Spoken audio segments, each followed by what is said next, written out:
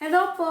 Magandang gabi po ulit sa lahat. Ngayon pong gabi, simulan na po natin yung last part ng ating ah, skirt, ng ating palda. So, nung last time, pinakalas natin na yung paggawa natin ng padron or pattern. So, ngayong gabi, hindi araw, kasi gabi na po. Alas 11 na po ng gabi. Ito nakikita na po natin ang ating cutout na pattern. Ito na. So, makikita mo, ito may ang front part ito. Yan siya.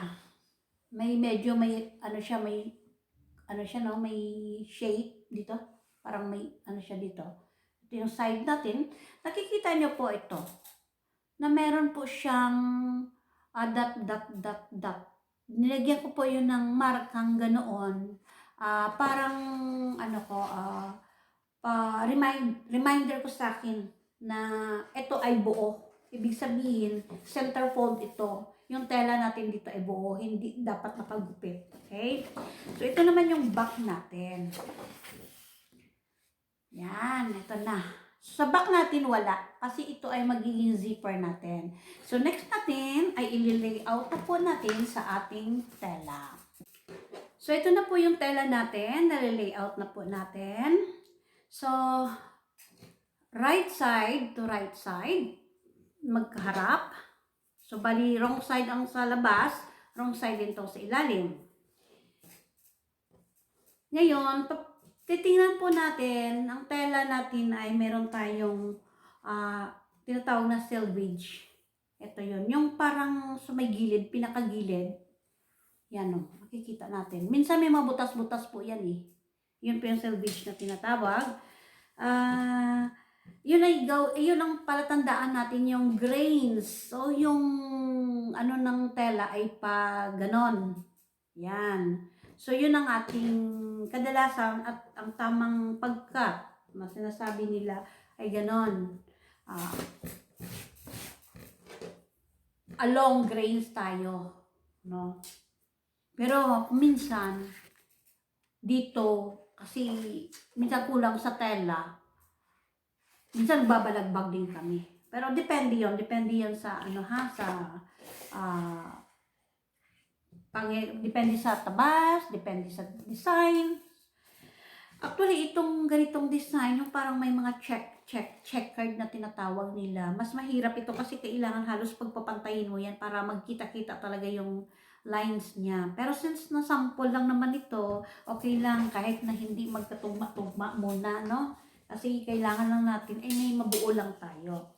So, yung grains niya pa ganon, papunta dito ang grains. So, yung ating pattern, ganon din, parang patayo. Yan, ganon. So, ito na siya. Ilalagay natin yan, ha?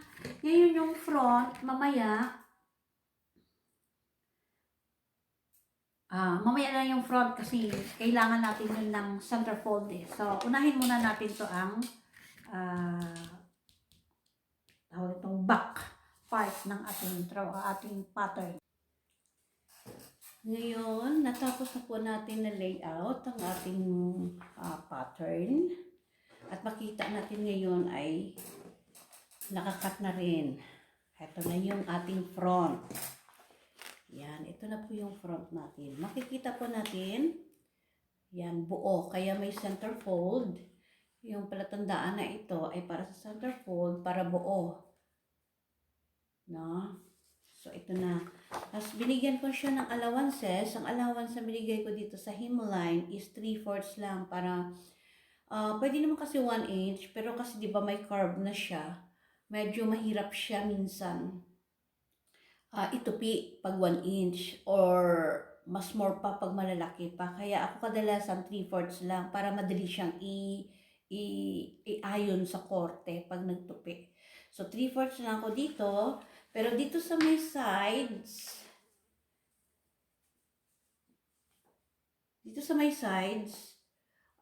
ganun din, nag 3/4 din ako kasi may curve siya. So, kadalasan ganun lang ako, 3/4 lang. Pero pwede tayo dito umabot ng kahit 1.5. Kasi baka biglang gusto pa magpalaki. Pwede dito, kaya dito sa 1.5 sa side. Pero ako 3/4 lang, sample lang naman dito, 3/4 lang. Ako, madali. Tapos dito naman sa taas, ang allowance ko dito sa may waistline, ang allowance ko naman dito ay 1/2. Okay, para mas madaling i-guide sa makina. Tapos nakita nyo po dito, yung aking dart, ginupitan ko po. Ginupitan ko siya dahil ang aking ginamit na pattern ay medyo makapal. So, pag maggamit po tayo ng tracing wheel na ginagamit para sa marking, para magkaroon ng mark, katulad dito, hindi siya kasi tatagos eh. So, nagbutas po ako. So, ginawa ko dito, dahil may butas siya, pinasadahan ko na rin lang ng Dixon. Ayan. Maliit na lang po kasing Dixon ko, kaya ito na lang itsura ng Dixon ko. Basag-basag na po eh. Ngayon, tapos gamitan ko siya ng tracing wheel dito, gamit ang ating carbon or tracing paper. Ang iba kasi carbon paper ang ginagamit para mas madali, kaya lang medyo maitim minsan ang carbon. So, ang aking ginamit ay tracing paper. Ganito. Kasi ito, washable din naman. So, ngayon, ito yung nadakma ko. So, ito yung ginamit ko. So, ginawa ko, lines muna ako, ginanyan ko muna para magkaroon siya ng dart. Para pag magtahi ka, may palatandaan. Makikita mo yon na may ano na siya, may susundan ka. Ito rin sa likod, tapos sinabay ko sa tracing, tapos after ng mag-tracing, pinadaanan ko ulit dito para mas makita ko. Kasi minsan, sobrang liit. Minsan lalo na red ito, tapos ito medyo red din, so medyo hindi kita talaga. So ang ginawa ko ay nagpinasadahan ko ulit ng ganito using ruler. Okay, ngayon ito naman ang ating back. Ito yung back natin. So ganun din ang ginawa ko dito, 1/2 inch ang allowance, dito 3/4, dito 3/4 din. Dito sa may, ito zipper part ito na banda kasi ito side to eh. So itong zipper part ko, maliit lang binigay ko. Tama lang para sa zipper, para hindi na ako mag-marking. Pag nagkabit ako ng zipper, automatic, iside ko lang dito. 1/2 inch yun. Yan. Tsakto na talaga yon. So nakikita nyo 1/2 inch, pero pagdating dito sa may 8 inches, kasi ang slit natin ay abot dito. Yan. Pagdating dito sa slit, no, ito marking ko to hanggang zipper to. Pataas yan kasi 8 inches hanggang dyan. So, ang 8 inches kasi hanggang dito. So, nagpaakyat lang ko ng konti para hindi masyadong sagad. Mahirap kasi pag may buto-buto na eh. So, para hindi masyadong sagad, nagpaakyat lang ko konti. Tapos dito naman sa may slit ko, napansin nyo parang biglang lumapad. Ito actually, ano to eh, maliit lang nga itong allowance. So, supposed to be 2 inches eh. Kasi di ba 1 inch ang ano natin dito. Ang para sa slit sa overlap dyan. Para yung mga tupi, 1 inch. Pero pwede na ito kasi abot na rin naman to siya ng 1 inch. Kaya malapad siya times 2. Pero, ang kabilang side nito, putulan mo pa. Kasi itong one side, pag ano ka ng palda kasi, yung sa ilalim, yung pinaka, di ba ang palda parang nag-overlap, parang ganito siya ang palda eh.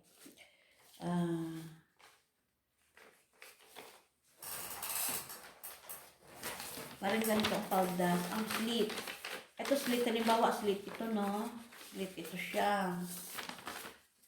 Tako lang. So, ang slit natin kasi dapat maganon eh. Hindi siya makita ang kaagad. Parang naka-overlap. Makita mo yan. Halimbawa, yan ang slit. Up to here ang slit. Nakaganon siya. Overlap. So, makikita natin na yung sa taas, may fold din yan din. Dito, sa balababa, may fold din. Ayan. So, kaya ganito. medyo ma-extra tayo. 2 inches ang binibigay ko kasi para maitupi natin ng isa. Ganyan.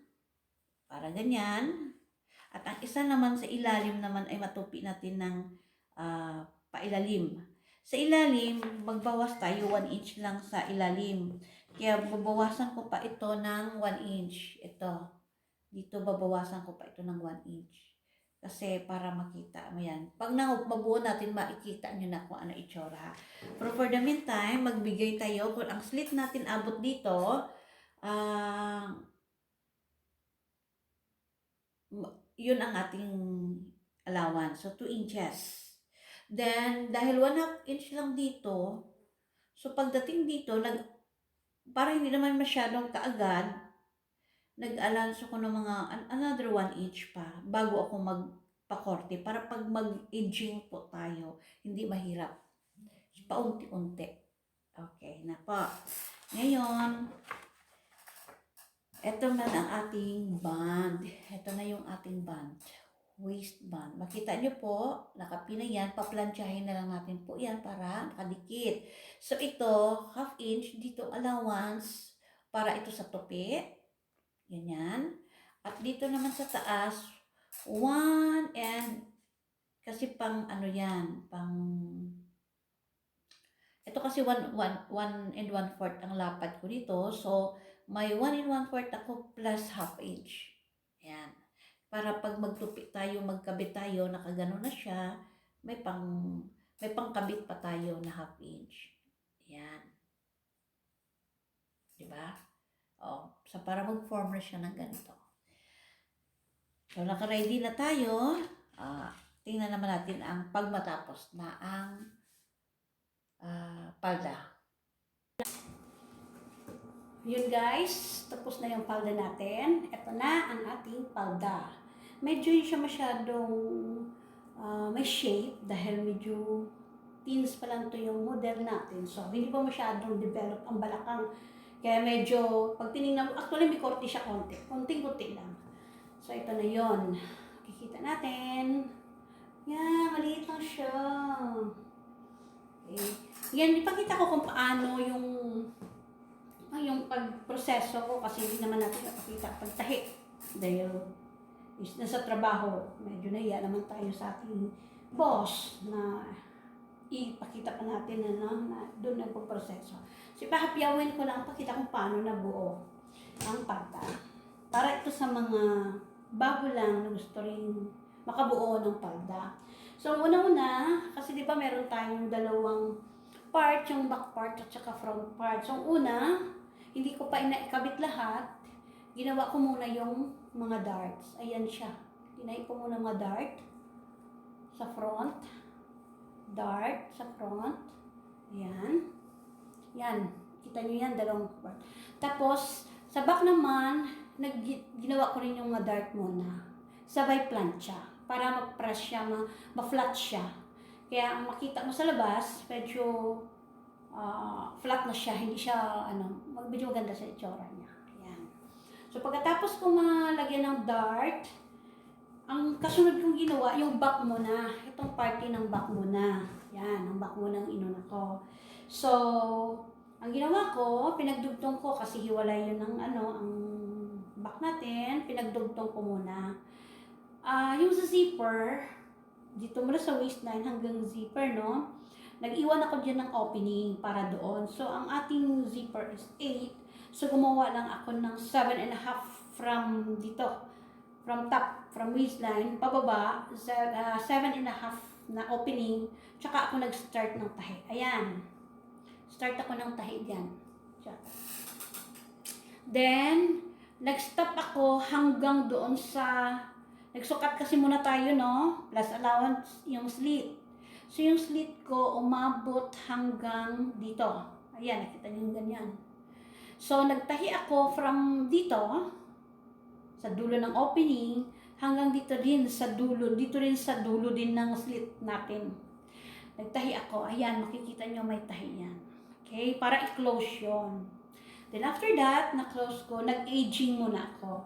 Ito muna, in-agingan ko muna para hindi magbusbos. para hindi magkalat-kalat, hindi mahirap tayo magtahi. Ayan, nag-edging muna ako. Kung anong korte ng, kasi di ba yung malapad dito sa slit natin, nakita natin yan. So, ayan, tingnan nyo. So, dinirekta ko yan. So, edging muna, over-edging. After na over-edging, ang ginawa ko na naman, dito muna ako sa slit. Slit muna. Inuna ko muna sa slit. So, ang ginawa ko sa slit, yung tupi, eto, na side, baliktarin natin para makita natin. Kasi para siyang, eto na side, ito yung nag-overlap dito. So, para makita natin, pag nagsarado, hindi siya kaagad buka, di ba? Kasi may nag-overlap na 1 inch. Ayan, 1 inch ang overlap. Ayan. So, ang ginawa ko dito sa ilalim, ang tupi ko dyan sa ilalim, ayan, 1 inch. So, nag-fold ako ng 1 inch, tinahian ko siya hanggang dulo. Yun yung pinaka-baba natin, na-overlapan, nakakobera ng slit. Yung sa upper part naman ng slit, yung nagko-cover doon sa isa, ayan, since na siya yung nag-over, medyo malapad yun. So, nagtupi din ako doon ginawa ko rin siyang 1 inch. Ayan, nakikita nyo, 1 inch din. Diretso din yan hanggang sa dulo din dito. So, nakapag-fold na tayo, no, ng slit natin. So, makikita lang after that, makikita natin yan, parang nag-overlap na siya. Hindi siya makita. Yan. Now, ang next kong ginawa, nilak ko dito sa taas. Kasi medyo pa lang yun eh. Line lang yun, nakikita natin, di ba? Pasada lang yun. So, dito hanggang dito lang yung tahi ng ating pasada. Itong tahi natin ng fold sa likod, abot lang yan dito. So, ginawa ko, nag-lock ako dyan para matibay. Dalawa. Yan. Para hindi masyadong kaagad-agad mabutrad. So, nag-lock ako dyan, nag-lock ako double. So, parang mas tibay na. Then, after that, natahay ko na siya. May slit na tayo. Dito na ako napunta sa zipper. Kinabit ko na po si zipper. Since nang ang ating allowance ay half inch lang, insakto lang yan talaga dito sa ating zipper. Yun, ang teknika kung bakit kadalasan 1/2 lang talaga ako maglagay ng allowance sa zipper. Para hindi na ako magsukat, mag-line lines, or magtansya pa. Kasi pag dinikit mo yan, automatic yan, half inch na yan. Pag nagtahi na tayo dito sa zipper, gamit ng zipper po dito para dumikit. Nakadikit ng konti. So, ayan. So, kinabit ko na si zipper.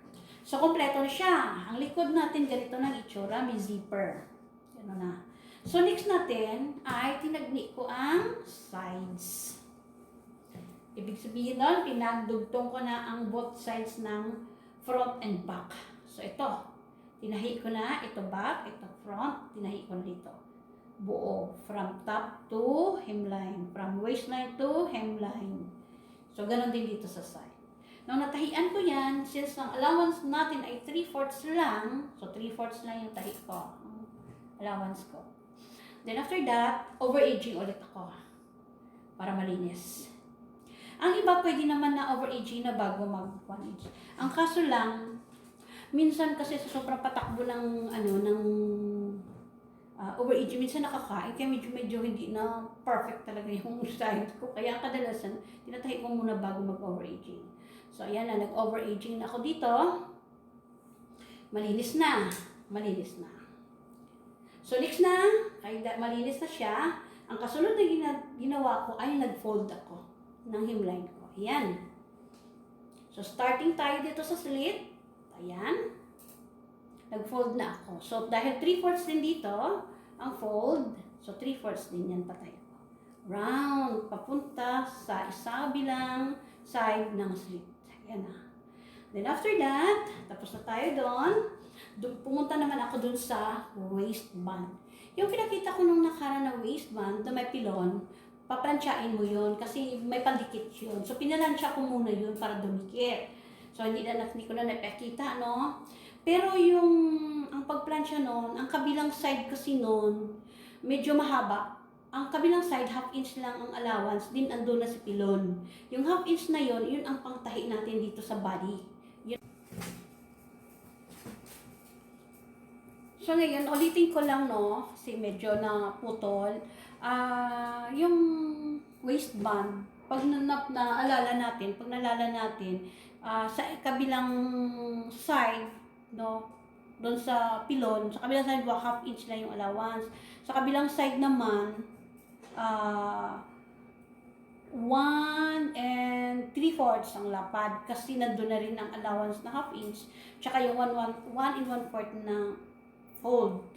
Ayan. So, pinalansya yon. Tapos yung half inch, yun ang kinabit ko dito sa body. Ayan. Dito na siya. Ito na nangyari. Kinabit ko na yung half inch dito. Then, dapat supposed to be, ang trabaho talaga natin, ang actual talaga na sana gawin natin doon sa is itatap natin yun ng malinis. Yung malinis din dito, na yung likod, ganito rin itsura, ganun din dito sa likod.